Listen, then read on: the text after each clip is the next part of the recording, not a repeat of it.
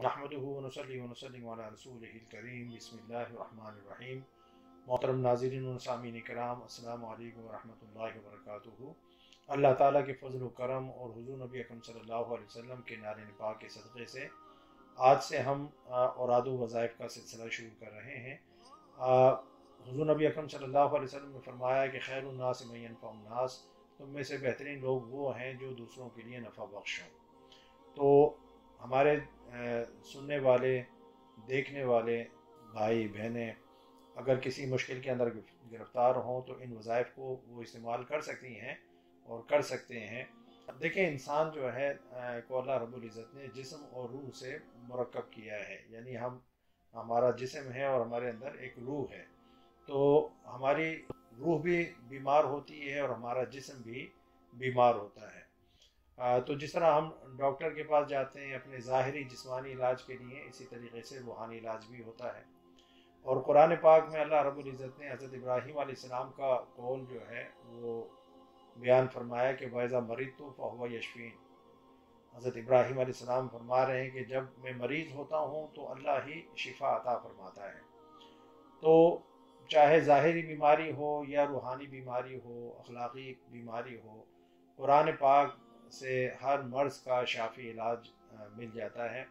तो आज हम कुरान पाक से अगर इंसान ज़ाहिरी तौर पर बीमार हो, कोई जिस्मानी बीमारी का शिकार हो या रूहानी बीमारी का शिकार हो, तो ये वज़ाइफ पढ़ के अपने ऊपर दम करें, पानी पर दम करके पिएँ और पानी पर दम करके उससे गुस्ल करें, तो इंशाअल्लाह जो है अल्लाह ताला शिफा अता फरमाएगा।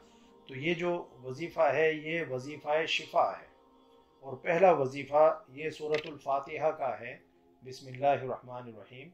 सूरह फातिहा जो उम्मुल किताब है, उम्मुल कुरान है, और इसके बहुत सारे और दीगर नाम भी हैं।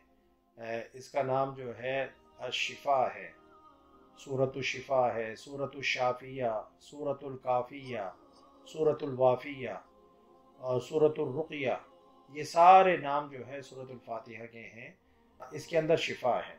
एक मरतबा एक सहाबी थे, उन्होंने सूरह फातिहा का दम जो है एक ऐसे शख्स के ऊपर किया जिसको इंतहाई जहरीले सांप ने काट लिया था, तो अल्लाह ताला ने उस दम की बरकत से शिफा अता फरमाई।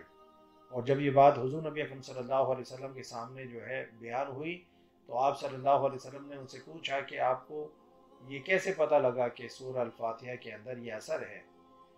तो उन्होंने कहा कि बस मैंने जो है सूरह फातिहा पढ़कर मेरे दिल में आया और मैंने उसको दम कर दिया, अल्लाह ने उसको शिफा अता फरमा दी।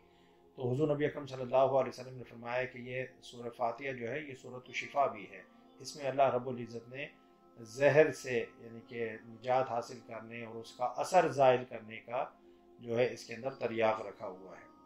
तो बिस्मिल्लाहिर रहमानिर रहीम, अल्हम्दुलिल्लाहि रब्बिल आलमीन, अर्रहमानिर रहीम, मालिकि यौमिद्दीन, इय्याका नअबुदु व इय्याका नस्तईन, इहदिनस सिरातल मुस्तक़ीम, सिरातल लज़ीना अनअमता अलैहिम गैरिल मग़दूबि अलैहिम वलद्दाल्लीन, आमीन। ये 7 आयतें हैं।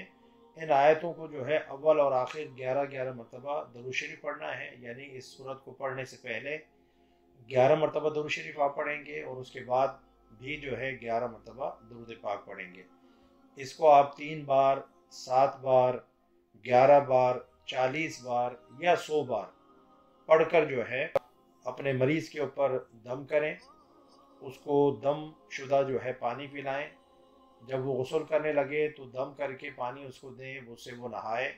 तो इंशाअल्लाह जो है उम्मीद है कि जो भी बीमारी होगी अल्लाह ताला इस सूरत शिफा के सदक़े से अल्लाह ताला उसको जो है शिफा अता फरमाएगा और बिल्कुल सेहतियाब हो जाएगा। और ये चीज़ ज़हन में रखें कि कोई भी काम आप करें तो यकीन के साथ करें। जब तक आपका यकीन पुख्ता नहीं होगा किसी भी चीज़ में असर पैदा नहीं होगा। तो ख़ुद भी जो है पाक साफ रहें, नमाज की पाबंदी करें, कुरान पाक की तिलावत किया करें और दीगर औराद वज़ाइफ पढ़ा करें, ताकि आपके अंदर जो पाकीज़गी होगी, सालिहियत होगी, जब आप कोई भी वजीफ़ा पढ़ कर किसी पर दम करेंगे तो इंशाअल्लाह उसका असर होगा। तो ये पहला वजीफ़ा है, यानी कि ज़ाहिरी और बातनी बीमारियों से शिफा हासिल करने का।